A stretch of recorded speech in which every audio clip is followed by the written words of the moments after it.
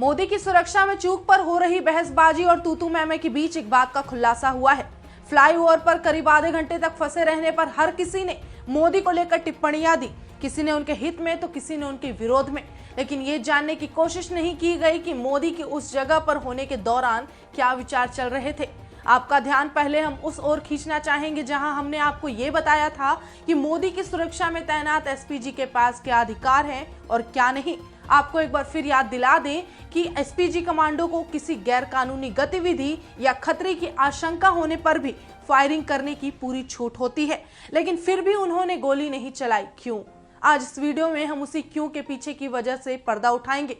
नमस्कार, आप देख रहे हैं HC न्यूज और मैं हूं आपके साथ निशा कश्यप।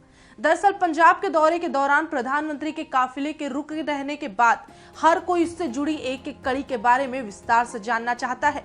वहीं इसे लेकर लगातार जांच जारी है और रिपोर्ट तलब की मांग की गई है। वहीं इस पर पार्टियों के बीच वार पलटवार भी जारी है। कई सवाल अब तक ऐसे थे जिनका जवाब चन्नी सरकार नहीं दे रही थी, लेकिन इस बीच पीएम का वो आदेश बाहर आया जिसमें उन्होंने अपनी सुरक्षा को नजरअंदाज करते हुए एसपीजी को गोली न चलाने की बात कही थी। इस बात का दावा MS बिट्टा ने एक मीडिया हाउस से लाइव डिबेट शो के दौरान कहा और इस वक्त की हुई बातों का जिक्र भी किया।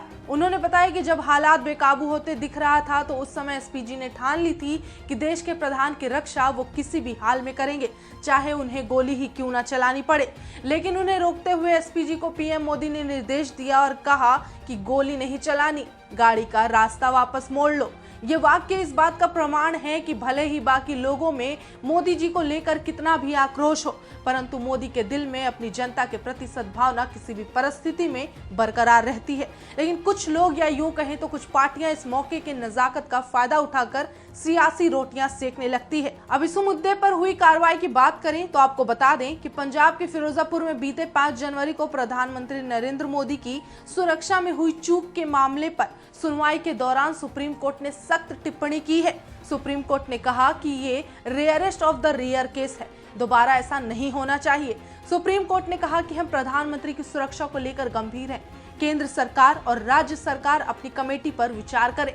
पीएम मोदी का काफिला रुकना बेहद गलत था। साथ ही आपको बता दें कि सीनियर एडवोकेट मनिंदर सिंह ने कहा ये राष्ट्रीय सुरक्षा का मुद्दा है, सिर्फ कानून व्यवस्था का ही नहीं। राज्य सरकार को वैधानिक स्तर पर इसकी अनुपालन करनी होती है। मनिंदर सिंह ने आगे कहा कि ये बात भी गंभीर मसला है, प्रधानमंत्री की सुरक्षा में भारी चूक हुई है। इस मामले में स्पष्ट जांच जरूरी है और दोषी अधिकारियों के खिलाफ कार्रवाई भी बेहद जरूरी है। आपको हमारी ये पूरी रिपोर्ट कैसी लगी या आप इस खबर को लेकर क्या राय रखते हैं वो हमें कमेंट बॉक्स में जरूर बताएं और देखते रहें HC न्यूज। धन्यवाद।